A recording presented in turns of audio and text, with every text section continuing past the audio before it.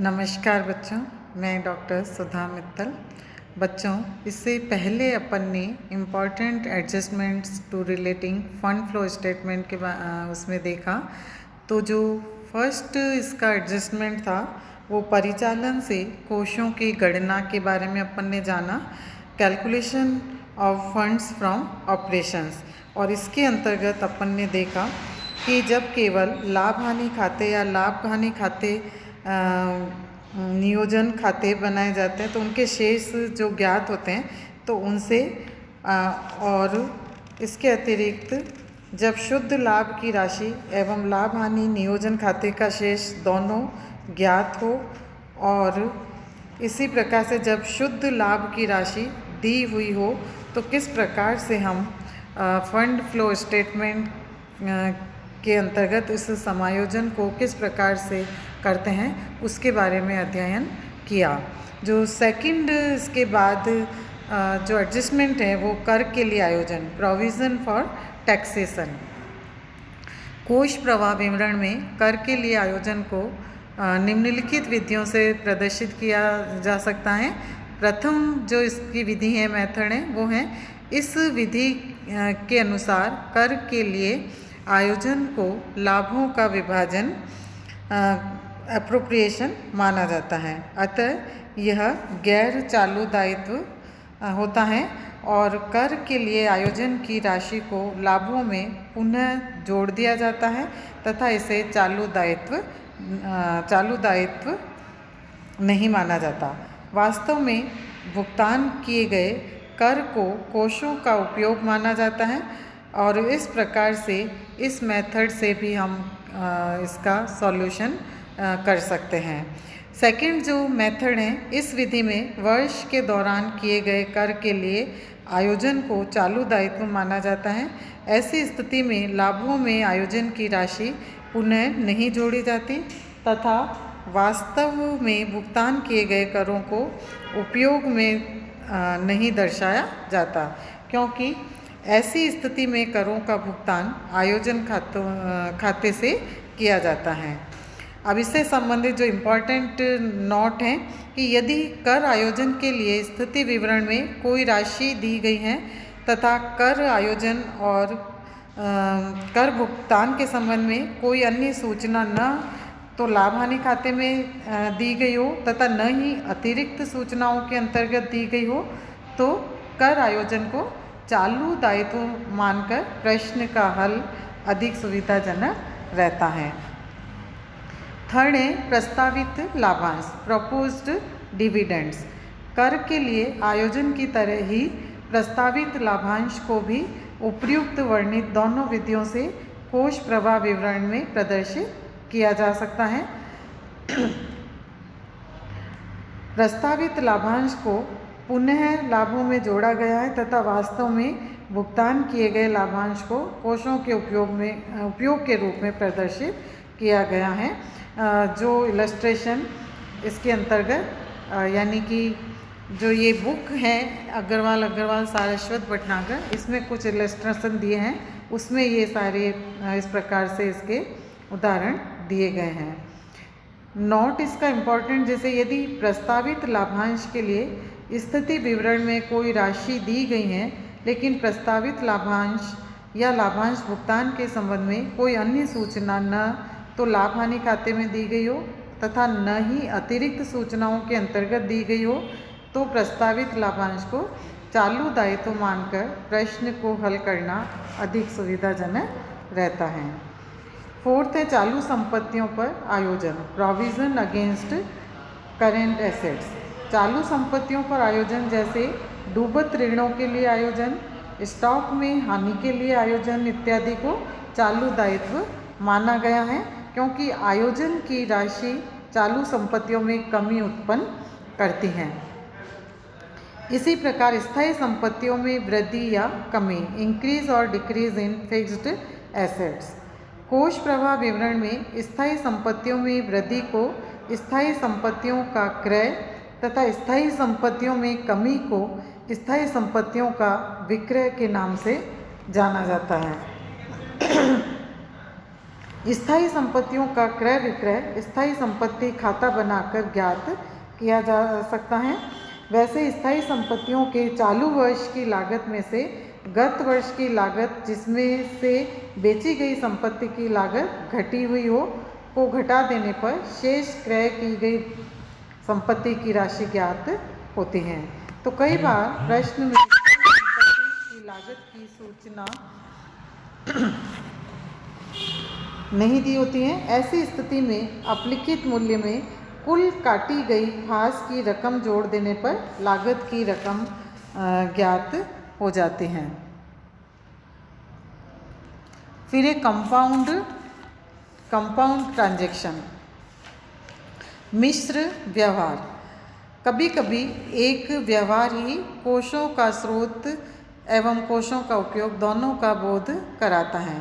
अतः ऐसे व्यवहारों के विश्लेषण में विशेष सावधानी रखनी होती है। जैसे यदि किसी एक व्यक्ति से 20,000 रुपये की एक मशीन खरीदकर उसी व्यक्ति के पास उस मशीन को 17,000 रुपये ऋण के लिए बंधक रख दिया हो तो वह मिश्र प्रकृति का व्यवहार है, क्योंकि इसका संबंध निम्न तथ्यों से है। 20,000 रुपये की मशीन का क्रय करना यह कोषों का उपयोग है और 17,000 रुपये का ऋण लेना यह कोषों का स्रोत है। तो इसी प्रकार यदि नया ऋण लेकर पुराने ऋण का भुगतान किया जाता है तो ऋण प्राप्त करना कोषों का स्रोत है तथा पुराने ऋण का भुगतान करना कोषों का उपयोग है। 7, अंतरिम लाभांश, इंटरिम डिविडेंड।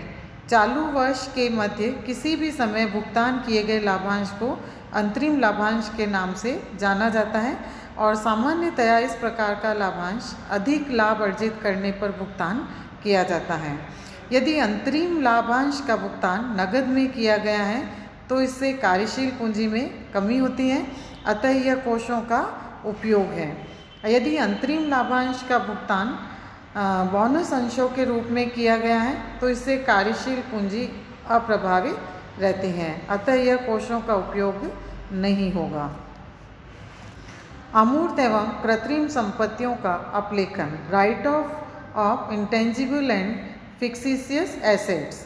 सामान्यतया अमूर्त एवं कृत्रिम संपत्तियों जैसे ख्याति, एकस्व एवं ट्रेडमार्क, प्रारंभिक व्यय, अभिगोपन, कमीशन, अंशों एवं ऋण पत्रों के निर्गमन पर बट्टा इत्यादि के अवलेखन की राशि के संबंध में स्पष्ट सूचना दी हुई होती है। सूचना के अभाव में गत वर्ष के चिट्ठे में यानी बैलेंस शीट में प्रदर्शित मूल्य से चालू वर्ष के बैलेंस शीट में प्रदर्शित मूल्य में यदि कमी हो तो इस कमी को लाभ हानि खाते से अपलिखित मान लिया जाता है और गैर नगद व्यय के रूप में शुद्ध लाभ में जोड़ दिया जाता है। मूल्यह्रास, डेप्रिसिएशन। मूल्यह्रास एक गैर कोष मद है, अर्थात यह न तो कोषों का स्रोत है तथा न ही साधन। परिचालन से लाभ की गणना करते समय से अन्य व्ययों की भांति लाभ हानि खाते में डेबिट किया जाता है, अतः परिचालन से कोषों की गणना करते समय डेप्रिसिएशन की राशि को लाभों में पुनः जोड़ दिया जाता है। तो डेप्रिसिएशन को परिचालन से कोषों को ज्ञात करते समय जोड़ने का कारण इसका एक गैर रोकड़ व्यय होना है जिससे कोष प्रभावित नहीं होते हैं। सामान्यतया चालू वर्ष के लिए मूल्यह्रास की राशि प्रश्न में दी हुई होती है और यदि डेप्रिसिएशन की राशि न दी गई हो तो इसे स्थायी संपत्ति खाता बनाकर ज्ञात किया जाएगा। यदि संचयी हास की राशि दी हुई हो तो संचयी हास खाता बनाकर ज्ञात किया जाता है। हास कोष के स्रोत के रूप में, depreciation as a source of fund. हास को निम्नलिखित कारणों से कोष का स्रोत माना जा सकता है, जैसे हास की डेप्रिसिएशन के कारण कर योग्य आय कम हो जाती है जिससे कर दायित्व भी कम हो जाता है। अतः कर में टैक्स लाइबिलिटी में कमी की राशि को हास का स्रोत माना जा सकता है।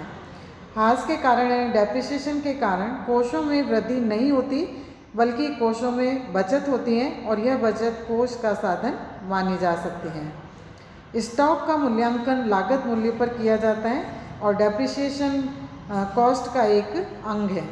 इस प्रकार को जो डेप्रिसिएशन है वो करंट एसेट्स के मूल्य में शामिल होकर कोष का स्रोत बन जाता है। विनियोगों का क्रय व विक्रय, purchase and sale of investments. विनियोगों को चालू या स्थायी संपत्ति दोनों माना जा सकता है। विनियोग यदि विपणन योग्य प्रतिभूतियों, अल्पकालीन सरकारी प्रतिभूतियों अथवा अल्पकालीन विनियोग के रूप में हो तो उसे चालू संपत्ति माना जाता है। अल्पकालीन विनियोगों के क्रय विक्रय का समायोजन कार्यशील पूंजी में परिवर्तन की तालिका के माध्यम से स्वतः ही हो जाता है तथा ऐसे विनियोगों के बेचने पर होने वाले लाभ या हानि का कोषों की गणना में कोई समायोजन नहीं किया जाता है। दीर्घकालीन विनियोग स्थायी संपत्ति फिक्स्ड एसेट्स माने जाते हैं, अतः इनकी बिक्री कोषों का साधन एवं इनका क्रय कोषों का उपयोग माना जाता है। क्रय एवं विक्रय की राशि ज्ञात करने हेतु विनियोग खाता तैयार किया जाता है। दीर्घकालीन विनियोगों की बिक्री पर होने वाले लाभ या हानि का समायोजन लाभों में क्रमशः घटाकर या जोड़कर करना चाहिए। अंश पूंजी एवं दीर्घकालीन दायित्वों में वृद्धि या कमी, इंक्रीज और decrease in share capital and long term liabilities.